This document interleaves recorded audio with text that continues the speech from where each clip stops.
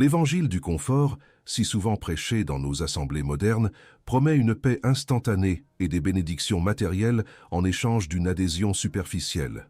Mais cette promesse creuse ne fait que nous rendre spirituellement stériles, aveuglés par l'illusion d'une foi sans exigence, une foi qui se contente de l'apparence sans jamais connaître la réalité de la transformation. Charles Spurgeon, le prince des prédicateurs, et les Écritures elles-mêmes nous ramènent à une vérité implacable et souveraine. La véritable foi ne vise pas notre aise éphémère, mais notre sanctification radicale par la croix, un chemin ardu mais glorifiant. Une foi qui ne porte aucun fruit est-elle, au fond, encore une foi digne de ce nom? Nombreux sont ceux qui, dans le vaste champ de la chrétienté moderne, portent le lourd fardeau d'une frustration inavouée. Ils fréquentent les assemblées, prononcent les prières rituelles, adhèrent à des doctrines enseignées, mais leur âme reste aride, leur esprit tourmenté par un vide persistant. Cette douleur cachée est celle de la superficialité spirituelle, l'angoisse silencieuse de l'hypocrisie religieuse et le doute lancinant sur la validité même de leur conversion. Ils observent une dissonance amère entre la promesse d'une vie abondante et la réalité d'une existence chrétienne stérile, où les signes de la repentance et de la sanctification sont étrangement absents. Cette frustration n'est pas un signe de faiblesse, mais un appel au discernement, une invitation divine à sonder les profondeurs de l'âme. L'ennemi commun que nous affrontons n'est pas une force extérieure unique, mais plutôt une conjonction insidieuse. La foi superficielle, l'auto-tromperie religieuse et, en son cœur, l'idolâtrie subtile de l'ego qui préfère le confort d'une religiosité sans coût à l'austérité exigeante de la vraie piété. L'Église moderne, dans sa quête effrénée de pertinence culturelle et de croissance numérique, a souvent abdiqué la vérité austère de la croix au profit d'un évangile édulcoré, promettant la couronne sans exiger le combat. Elle a confondu la fréquentation avec la conversion, l'assentiment intellectuel avec la foi vivante et la moralité sociale avec la sainteté transformatrice. Le résultat est une génération de croyants qui, selon les critères humains, semblent pieux, mais dont les vies manquent de ces fruits indéniables de l'esprit qui attestent d'une régénération véritable.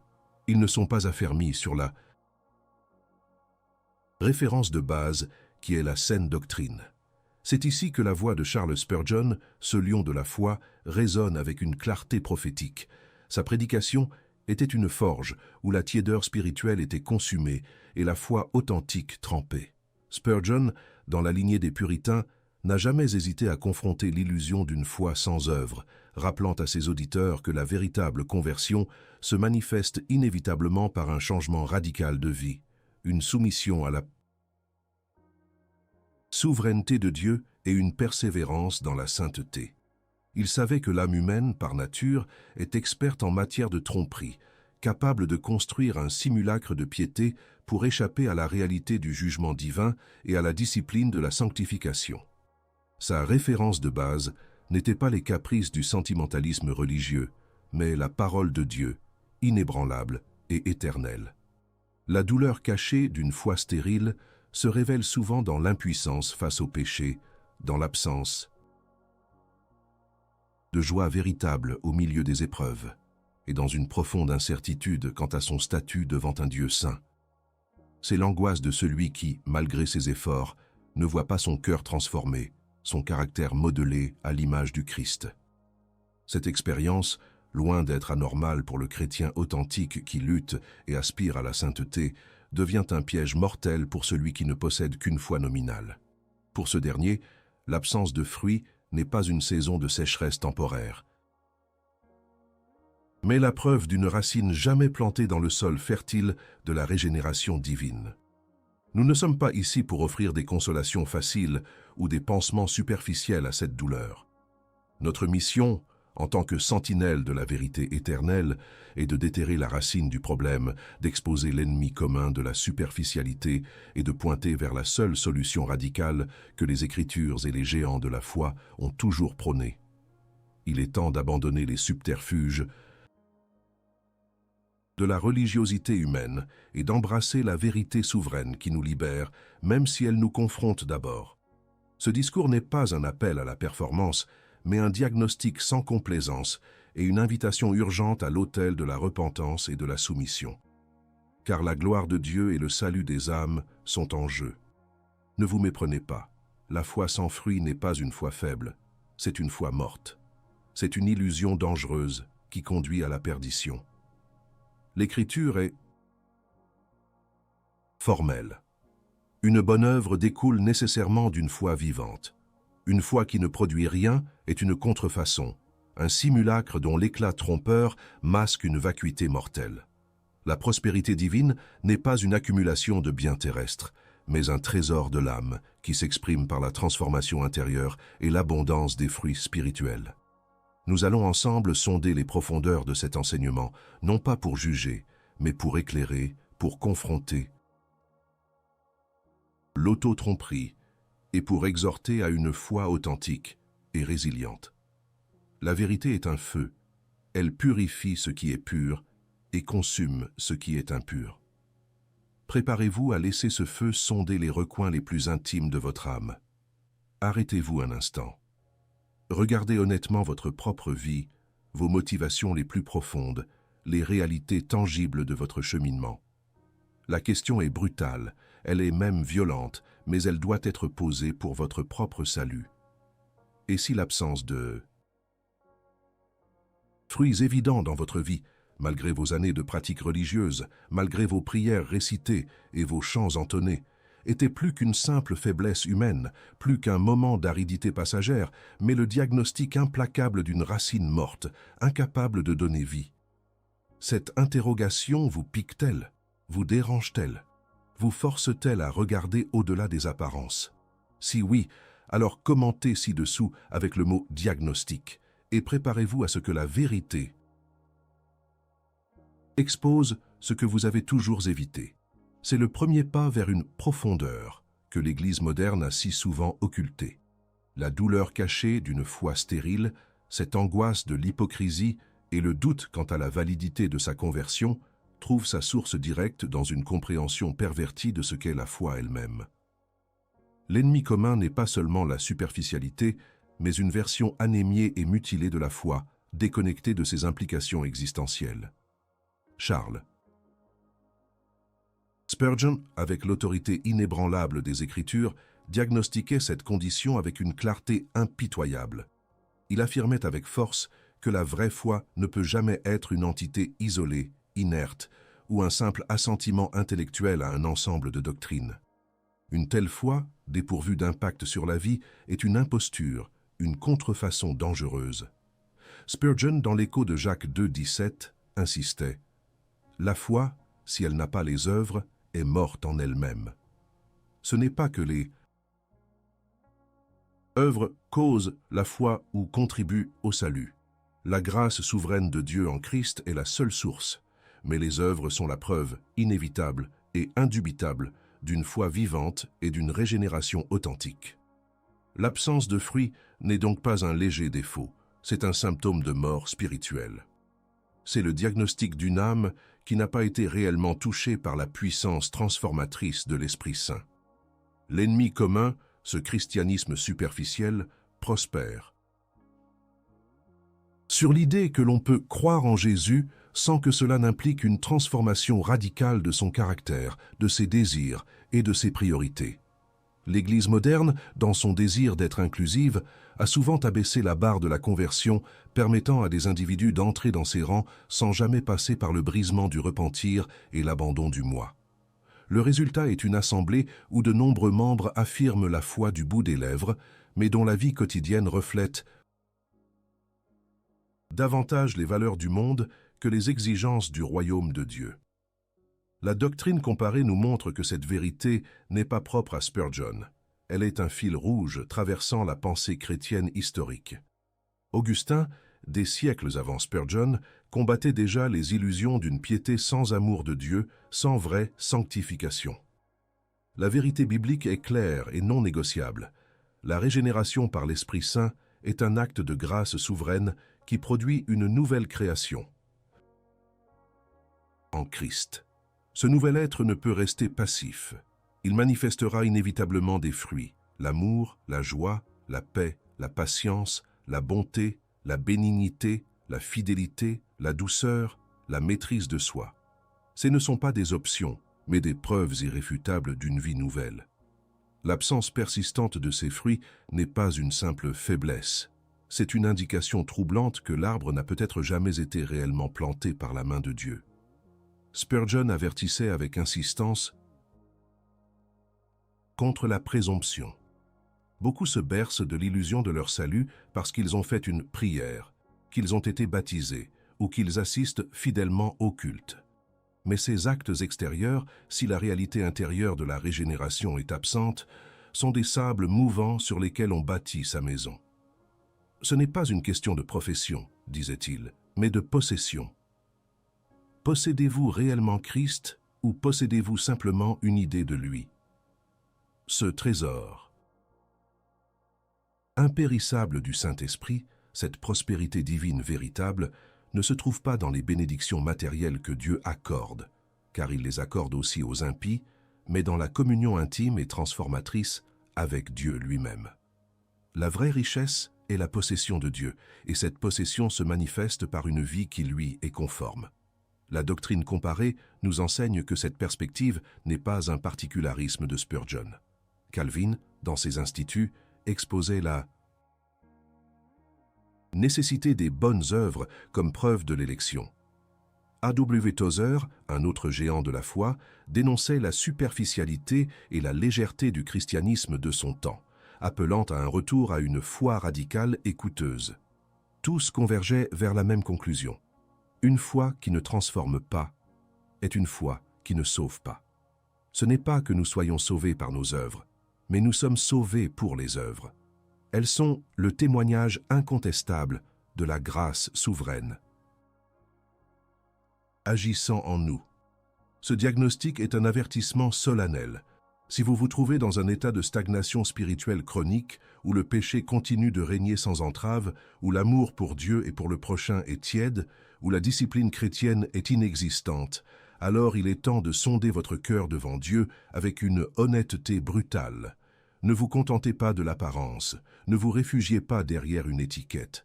La vérité éternelle exige plus qu'une simple profession de foi. Elle exige une possession totale du Christ, une reddition sans réserve à sa seigneurie et une manifestation visible de sa vie en vous. Ce trésor impérissable n'est pas un mystère ésotérique, mais une réalité vivante, accessible à tous ceux qui se repentent véritablement et placent leur confiance en Christ. Il s'agit d'une communion profonde, d'une dépendance radicale à l'Esprit de Dieu. C'est l'Esprit qui produit les fruits, mais c'est à nous de demeurer en Christ, la vigne, pour que cette sève divine puisse circuler et manifester la vie. L'absence de ces fruits indique une déconnexion, une greffe qui n'a pas pris, une illusion d'appartenance. C'est le diagnostic d'une foi qui, aux yeux de Dieu, est morte. Une réalité terrible que beaucoup préfèrent ignorer au péril de leur âme éternelle. Spurgeon, dans sa clairvoyance, ne voulait pas qu'une seule âme se trompe sur la réalité de son état spirituel. Il savait que le jugement final ne serait pas basé sur une profession vide, mais sur la réalité d'une vie transformée par la puissance souveraine de Dieu.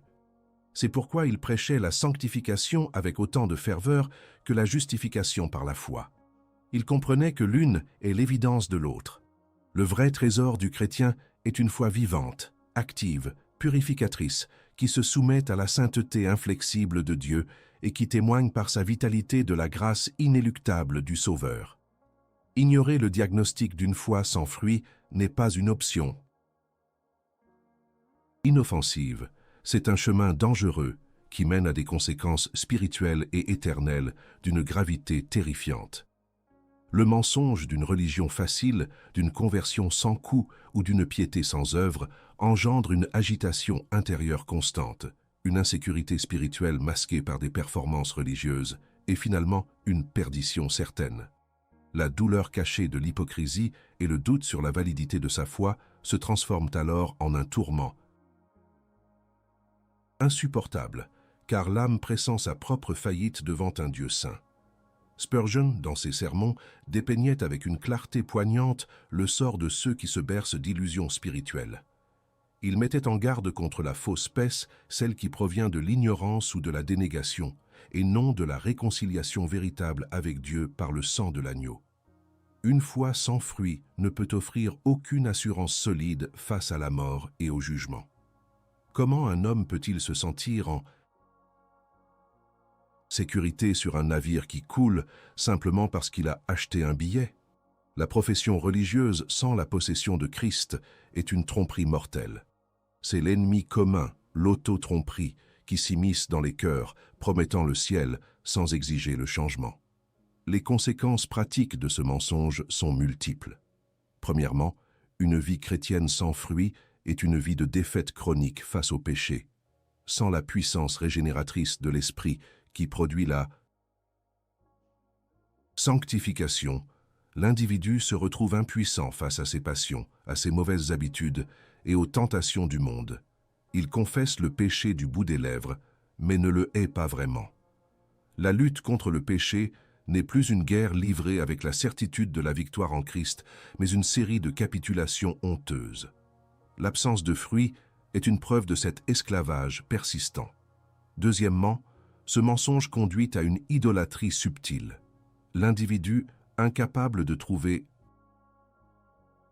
la joie et la satisfaction en Dieu seul, cherche à combler son vide spirituel par des substituts, les bénédictions matérielles, l'approbation humaine, les succès terrestres, la prospérité que le monde ne comprend pas, celle d'être riche en foi, en caractère, en amour pour Dieu, est totalement absente.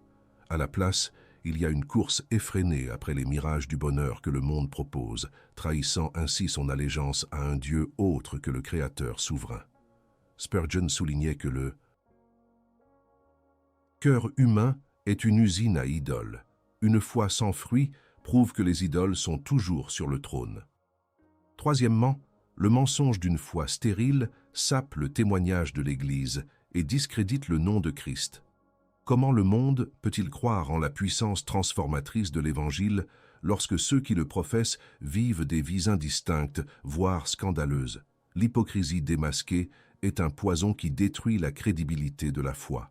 C'est une vérité terrible. Si nous ne reflétons pas Christ, nous le déshonorons. La douleur de l'hypocrisie ressentie par les observateurs et les membres est le fruit amer de ce manque de sainteté pratique. Mais la conséquence la plus grave, la plus inexorable, est celle du jugement divin. Jésus lui-même a averti « Tout arbre qui ne produit pas de bons fruits est coupé et jeté au feu ». Matthieu 7, 19. Ces paroles ne sont pas une hyperbole, elles sont la vérité souveraine du Christ, une profession de foi sans transformation de vie ne garantit pas l'entrée dans le royaume des cieux. Au contraire, elle expose l'âme à une condamnation encore plus sévère, car celui qui a connu la lumière mais a refusé de marcher en elle sera jugé plus durement. C'est la crainte révérentielle que le prédicateur doit instiller, non pour terroriser, mais pour réveiller les âmes endormies avant qu'il ne soit trop tard. Pensons à la doctrine comparée. John Owen, le grand puritain, écrivait que l'assurance du salut n'est jamais fondée sur une émotion passagère, mais sur l'évidence concrète d'une grâce transformatrice en action. A.W. Tozer, dans son souci de la profondeur, dénonçait ceux qui voulaient le salut sans le Sauveur, la bénédiction sans l'obéissance. Tous ces géants de la foi comprenaient que le danger le plus redoutable pour l'âme n'est pas le scepticisme ouvert, mais la fausse sécurité d'une religion sans substance. Alors, nous devons vous confronter avec des questions qui exigent une auto-évaluation impitoyable.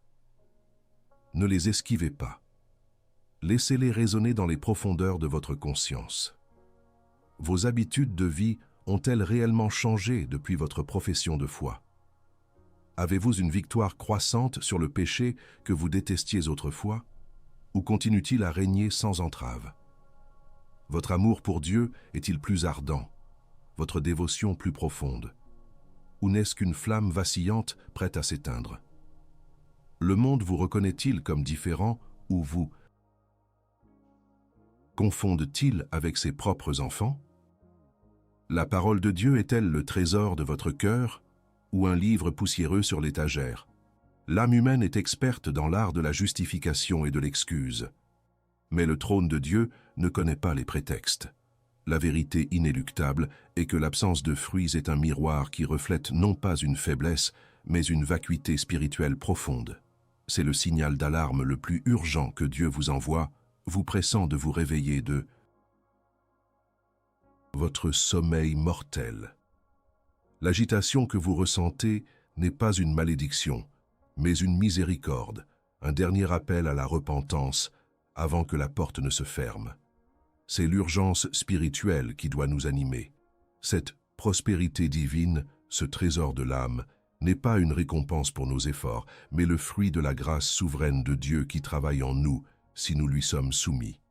Sans cette soumission, sans cette connexion vitale avec Christ, l'arbre ne peut que mourir.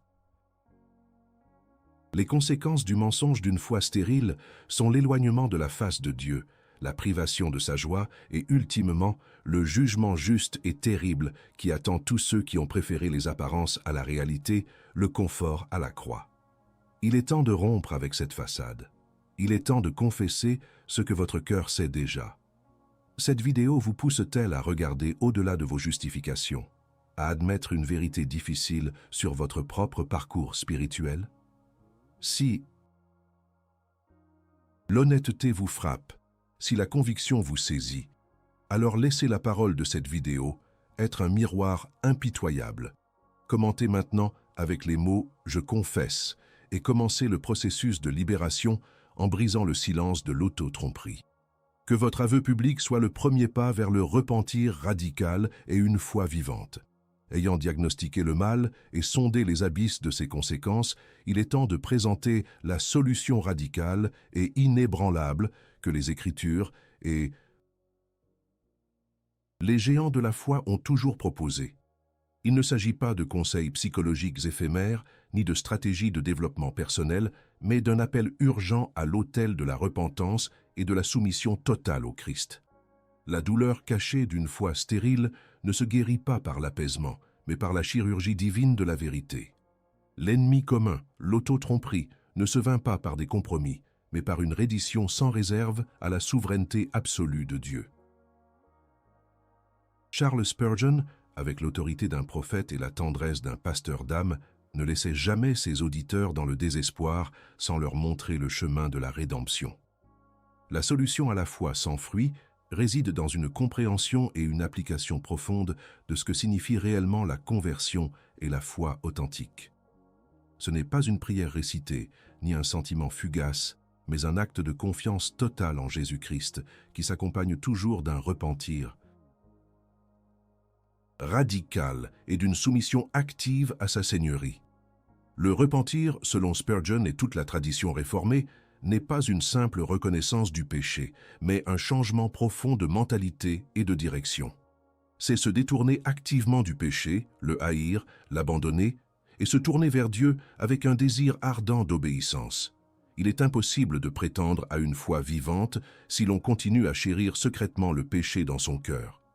Le vrai trésor de l'âme commence par cette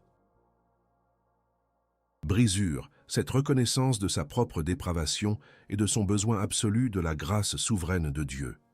Sans repentance, il n'y a pas de régénération. Sans régénération, il n'y a pas de fruit. La soumission à la parole de Dieu est le second pilier de cette solution radicale.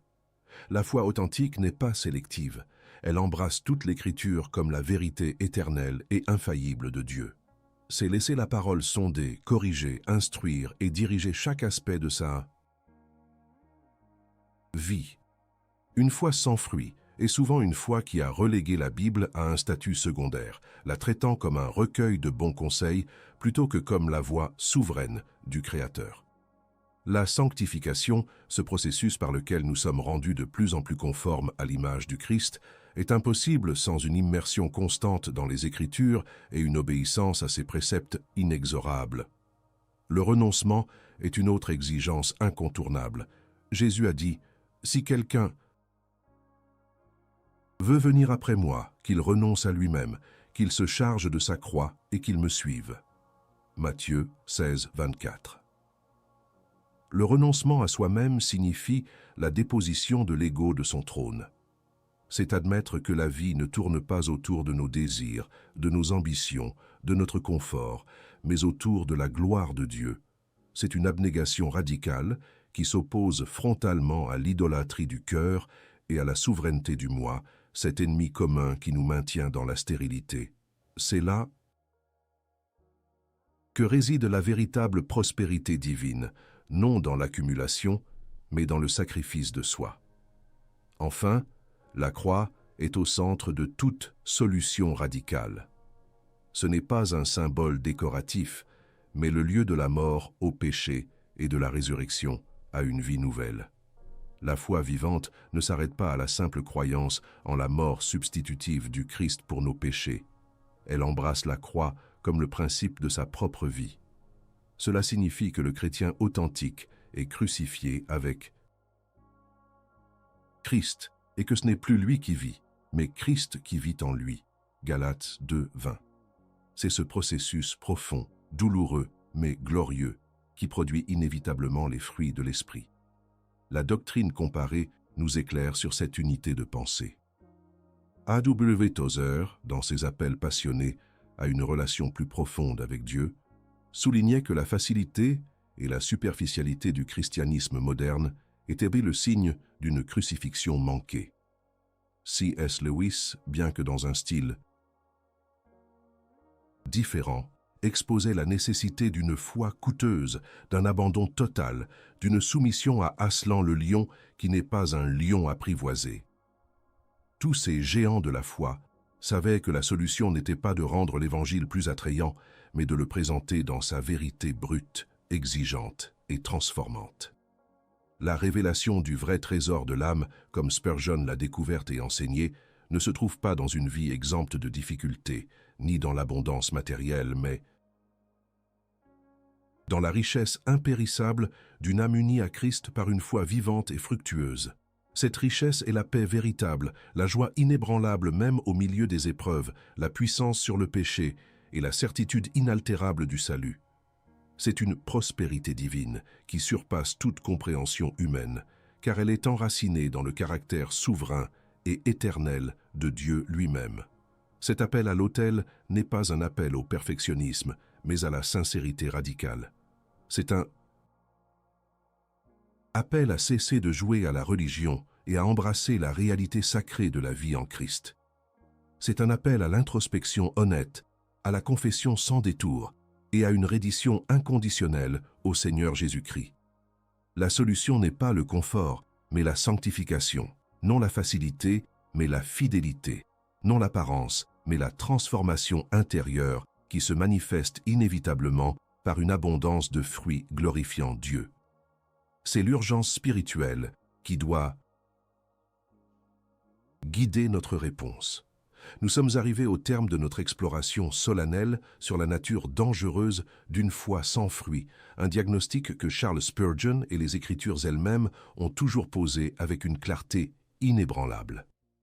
Le thème principal de notre réflexion, la doctrine comparée, nous a révélé une vérité unanime à travers les âges. La foi authentique ne peut jamais être stérile. Elle est par nature féconde, produisant des fruits indéniables de repentance, de sainteté et d'obéissance. L'ennemi commun, cette foi superficielle et l'auto-tromperie religieuse, a été démasqué, et la douleur cachée de l'hypocrisie et du doute sur sa propre conversion a été validée comme un cri de l'âme vers une réalité plus profonde. Ce que Spurgeon a enseigné avec une ferveur prophétique n'était pas une nouveauté théologique, mais un rappel vigoureux de la vérité éternelle du christianisme historique. Il s'est dressé contre la tiédeur, contre la profession sans possession, contre la religion sans puissance. Sa référence de base, la parole de Dieu, le poussait à exhorter chaque auditeur à sonder son cœur, non pour trouver la perfection, mais pour discerner les preuves tangibles d'une nouvelle vie en Christ. La sainteté n'est pas une option pour le chrétien, Elle est l'expression naturelle de la grâce souveraine qui régénère. La doctrine comparée nous montre que cette insistance sur les fruits de la foi est un pilier fondamental partagé par les plus grands esprits de la foi chrétienne. Augustin, dans sa lutte contre le pélagianisme, a défendu la grâce souveraine comme la source unique de toute bonne œuvre et de toute vraie piété. Il comprenait que la volonté humaine corrompue ne pouvait produire de fruits spirituels sans l'intervention divine et irrésistible.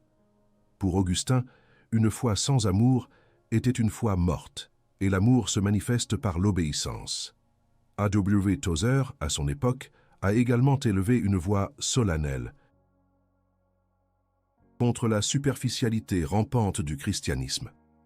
Il dénonçait l'idée d'un Dieu accessible, sans le sacrifice de soi, d'une expérience religieuse sans la sanctification radicale du cœur.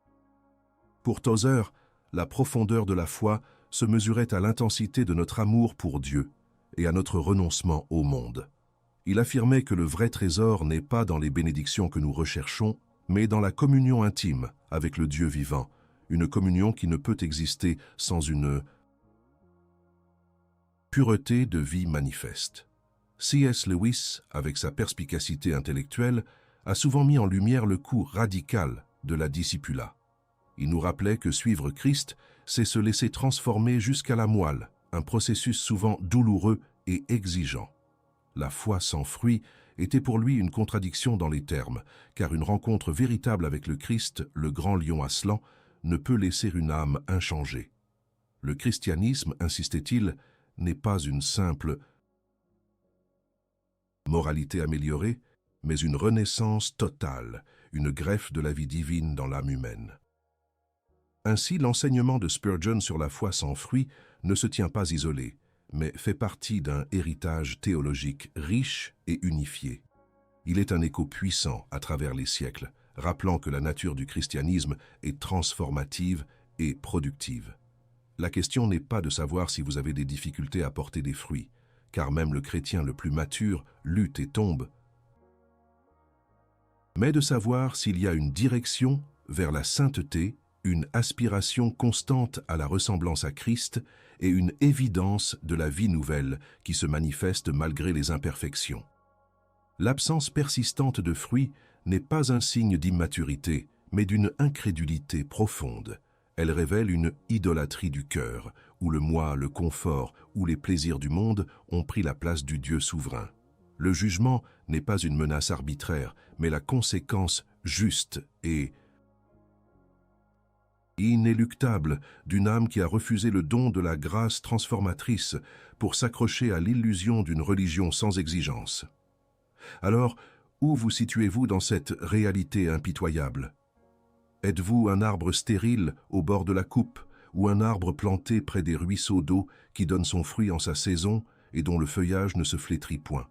Cette question n'est pas destinée à vous condamner, mais à vous réveiller avec une urgence spirituelle avant qu'il ne soit trop tard. C'est un appel à une foi vivante, une foi active, une foi qui œuvre par l'amour et qui glorifie le Dieu souverain en portant des fruits abondants. C'est le chemin vers la prospérité divine et le trésor de l'âme que le monde ne peut ni donner ni comprendre. La voix de la sentinelle de la vérité éternelle se retire pour l'instant, mais la vérité inéluctable demeure. Vous avez été confronté à une réalité austère et sacrée. La foi authentique produit inévitablement des fruits de sainteté et d'obéissance. L'absence persistante de ces fruits n'est pas une anomalie passagère, mais un symptôme alarmant d'une racine spirituelle morte. Cette n'est pas une sentence, mais un avertissement grave, un diagnostic divin qui exige une réponse radicale et immédiate. Ne vous y trompez pas. Le chemin de la croix n'est pas un parcours de facilité et de confort, mais une voie de renoncement, de sanctification et de persévérance. Il est parsemé d'épreuves et de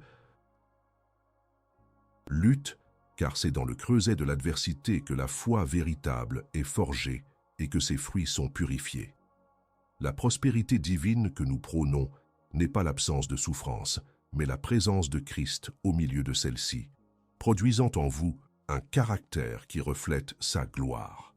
L'ennemi commun l'auto-tromperie religieuse et la superficialité de la foi moderne, est un adversaire redoutable, capable de masquer la mort spirituelle sous un vernis de piété acceptable. Socialement. Mais la lumière de la parole de Dieu, éclairée par la sagesse des géants de la foi comme Spurgeon, Tozer et Lewis, perce cette obscurité, révélant la vérité brute et libératrice. La douleur cachée d'une foi stérile, de l'hypocrisie et du doute, n'est pas une faiblesse à dissimuler, mais une blessure à exposer devant le grand médecin. C'est le signe que votre âme, au fond, aspire à quelque chose de plus profond, de plus réel, de plus éternel que les simulacres de la religion sans substance. Cette angoisse est un don, une dernière chance de vous détourner du chemin de la perdition. L'appel à l'autel est toujours un appel urgent. Il ne s'agit pas de s'améliorer, mais de naître de nouveau. Il ne s'agit pas de faire mieux, mais de mourir à soi-même pour que Christ vive en vous. C'est une reddition totale à la souveraineté de Dieu, un embrassement inconditionnel de la croix et une marche résolue vers la sanctification sous la direction du Saint-Esprit. La vérité est inflexible. Une foi sans œuvre est une foi morte. Mais une foi vivante, enracinée en Christ, portera toujours des fruits, même au milieu des plus grandes épreuves. Que cette révélation solennelle vous pousse non pas au désespoir, mais à un repentir radical et à une confiance renouvelée dans la grâce souveraine de Dieu qui est puissante pour sauver et transformer entièrement. Le trésor de l'âme est là, à portée de main, pour ceux qui osent abandonner les illusions et embrasser la réalité coûteuse et glorieuse du véritable discipulat. Que la crainte révérentielle du Seigneur vous pousse à sonder vos voies et à ne pas vous contenter d'une religion superficielle. Car le temps est court et l'éternité est longue. Arrêtez-vous un instant. Si cette vidéo vous a touché, si la vérité souveraine de la foi sans fruit a sondé votre âme et provoqué une conviction profonde, alors agissez maintenant. La profondeur de ces enseignements exige plus qu'une simple écoute passive. Elle demande une réponse active et délibérée. Montrez votre gratitude pour ces vérités éternelles qui confrontent et transforment. Laissez un super thanks ou, mieux encore, devenez membre de la chaîne. Votre soutien ne finance pas un divertissement, mais la diffusion d'une saine doctrine qui combat la superficialité et l'auto-tromperie qui gangrène la foi moderne. C'est un geste de foi, un investissement dans un message qui ose appeler à la sanctification et au repentir radical. Et si vous voulez aller plus loin, si vous aspirez à une prospérité divine qui surpasse les richesses de ce monde, procurez-vous notre e-book « Quand le ciel répond », chemin de guérison, de pardon et de renaissance. Ce n'est pas qu'une lecture, c'est une ressource précieuse pour approfondir votre marche avec Dieu, un guide pour découvrir le trésor de l'âme et pour embrasser une foi vivante et fructueuse. C'est un geste concret pour soutenir cette mission de réveil spirituel. Mais ne partez pas en silence. Votre voix est importante, votre témoignage est essentiel. Écrivez dans les commentaires quel enseignement de cette vidéo vous a le plus impacté. Quelle vérité a percé le voile de vos illusions, quelle douleur cachée a été exposée. Partagez un mot, une phrase, une pensée authentique qui reflète la profondeur de votre introspection. L'important, c'est de participer, de ne pas laisser ces paroles résonner dans le vide. S'abstenir, c'est manquer la chance de faire partie de ce voyage solennel vers une foi radicale et inébranlable. C'est une opportunité de manifester que vous êtes un chercheur de vérité, fatigué des réponses superficielles. Agissez maintenant.